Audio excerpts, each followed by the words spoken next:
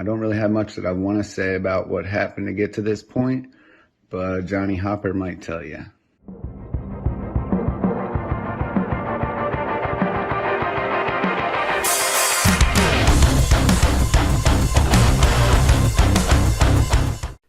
JLaw side of the story. What is it? Well, I have it for you. I will show it to you unfiltered. We spoke a little bit on the phone, but primarily over text messages. He sent me these on Thanksgiving, and it was a bummer to hear what was actually happening. Yes, there's some controversy here and some implications. I want to know what you guys think in the comments below, because there is two sides to every story. So please keep that in mind as this happens. And I wish the best for JLaw. Really, the true measure of a man is not what he does in times of comfort and convenience, but what he does in times of controversy and struggle.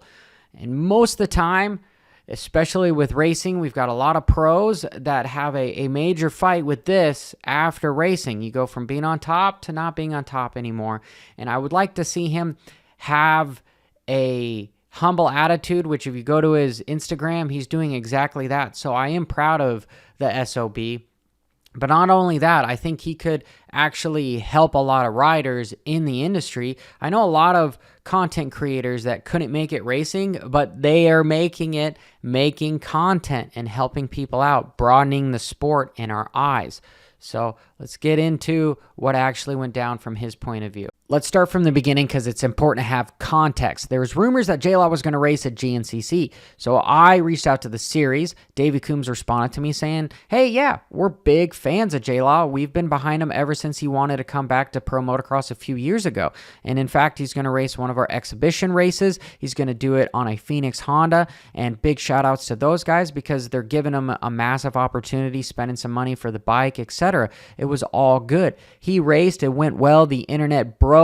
People were excited. They wanted to see more of JLaw. So I believe there was an agreement between Phoenix and JLaw that he was going to race the Arena Cross. Arena Cross started marketing for him. He was down at Club MX. It was all going good. You had Racer X, you had Vital, you had Swamp Moto. Everybody go down there and talk to him. David Pingree with Whiskey Throttle. It was a sheer just explosion of media. And then all of a sudden, he was gone. Matt Burkeen went down there, started hearing rumors that he was clipped from the team. And JLaw and Phoenix Honda, it's over, done. I wasn't going to put this in here, but it's definitely going to come out here soon anyway, and it doesn't seem like that big of a deal. But apparently, the team asked JLaw if he was just using them to get a free ride for a little while or what his intentions were. And he had been digging, he'd been training, so he didn't like that question. I guess he said, if you guys think that's what I'm doing, then I'll just leave now.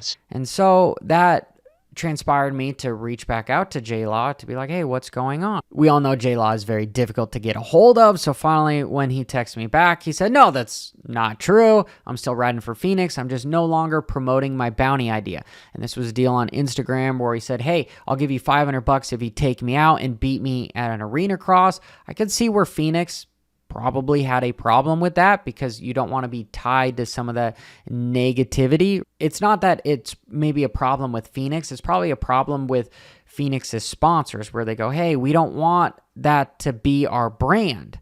And therefore, they got to do what their sponsors want them to do because that's what keeps them going racing. I am just speculating here. Let me know if you agree, disagree. We can have a conversation in the comments below. And he said that, hey, I'm no longer looking for single women in the cities I race in. So JLaw, again, had a post where it was sort of a party deal. Whenever I'm going to be there, hey, if you're there, hit me up. We can have a good time. Which for him, yeah, that's his personality. That's his hype. That's his brand. It just might not correlate with the people that are fitting the bill, if I am assuming anything. He says his deal's back on with Phoenix, and he invested in his own arena cross track in North Carolina to practice, and I'm headed back there to ride until Wednesday. Things should be moving fast for me now that I have a track. A week went by. All of a sudden, it's Thanksgiving. Then I got dropped a couple more text messages from JLaw Thursday morning. Hey, so it's only fair if I clear things up with you because it's going to be confusing to your people how you posted that rumors were false about me getting clipped off of Phoenix.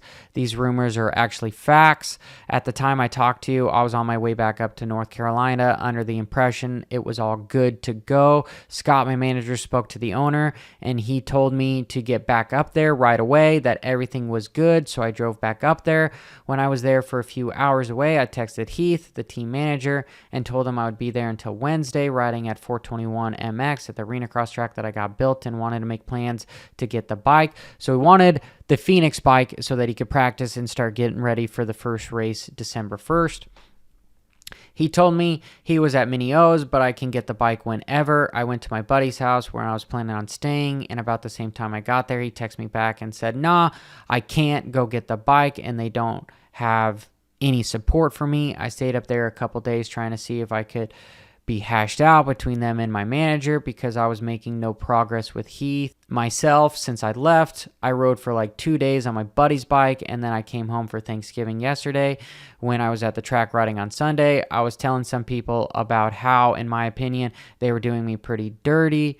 One of the people who I was telling that to be shared my opinion on this being some, lack of a better word, BS, he said to come by the shop the following day and talk about what he could do to help me. Scott tried again on Monday to talk to Heath, but the dude's racing a Gatorback and is really not entertaining the idea at all, threatening to quit when the owner told him that he had not authorized me coming back. So with no good news, I went to meet Billy Wenk with HBI Auto. We went to a conference room, and when I came out, my biggest concern in life was I was trying to figure out what kind of dirt bike I want to get. I'm not required to do any arena cross series like I would have been with Phoenix. So basically, they pretty much told them, yes, you all are clipped, and who knows if that is exactly what went down between Phoenix, because I haven't spoke with anyone at Phoenix. I've spoken with a couple people at Club, but they kind of want to stay out of it as well. So could it quite possibly been how JLaw was marketing, or could it have been inside? They just were like, hey, this actually isn't bad, or were they getting some pressure from some outside sponsors? Who knows, right? But reading this, JLaw just wants to have fun on a dirt bike. And if you go to his Instagram, I'm putting together a list of events that I want to do throughout the year. If you drop a gate, probably not interested. If you call your event the Big Hill Jam or Stank Fest or Day in the Dirt, don't even hit me up because I'm already coming to yours. And other things I want to do is the Maggiora Italy at Maggiora MX Park. It's like a two-stroke festival style race. I'm going to go over there. And to the Vet MXDN thing Zacho hit me up about this year that was at Fox Hill. Might be at Fox Hill again. Doesn't matter. That's going to be epic, and I plan on going to that. I know we're talking about a year away, but I want to race that vet race that just went down at Glen Helen and the Elsinore Grand Prix. And the Baja Brawl, let's not forget that. I kind of want to go on like a Jeff Stanton adventure, too, when I'm up towards the Baja Brawl. So I don't know, I'm trying to do all kinds of cool things, man. If you have something like that, hit me up. If it says festival in your name, I'm probably interested. Only thing that I'm really looking to do that would be like a competition style thing would be maybe GNCC, because those are so fresh to me and they're so rad. And there's no gate, so it's just a totally different feel.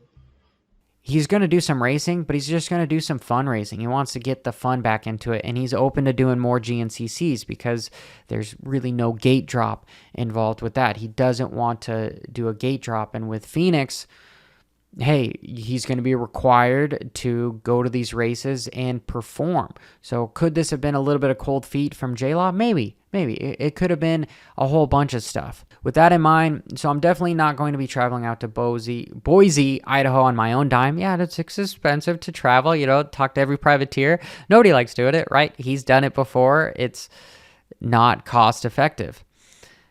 And my own sponsor doesn't give F about any series, just he's all about riding and racing, and I'm planning on doing so much this year in different kinds of racing. Right now, I'm just trying to look at the Phoenix Honda situation as being a huge positive and just appreciate what they did for me. if they wouldn't have presented the opportunity to ride the GNCC and the opportunity to come up and try the bike at Club MX for a week, I'd still be a ghost. So I'm not trying to slam these dudes at all, but my personal opinion, this was extremely bad business. I know a lot of situations where people have been screwed over by and burnt by the teams, but it was always a financial type thing.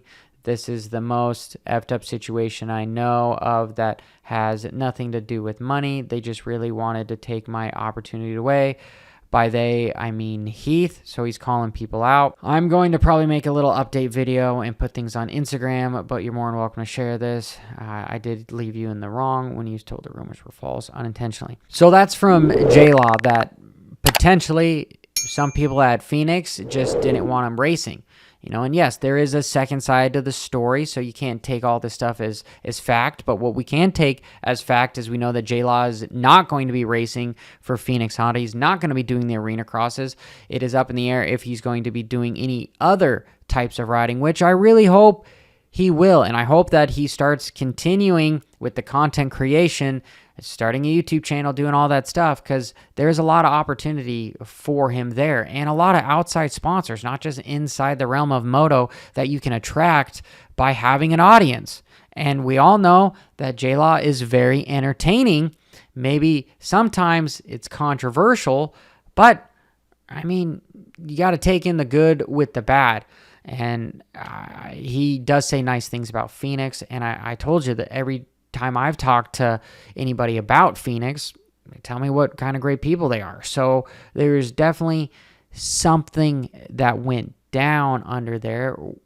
Here is saying it wasn't financially, but I kind of think like maybe there was some sort of implication, just as I was talking before, is teams are responsible for the riders and their actions, and it's the people that really own the team are the sponsors.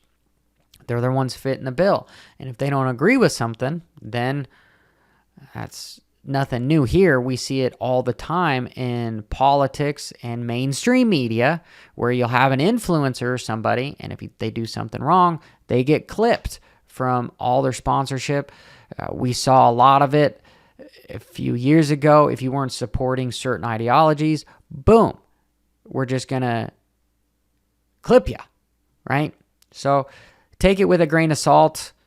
This is Johnny Hopper. Till next time, keep it WFO. Bra da da da da da.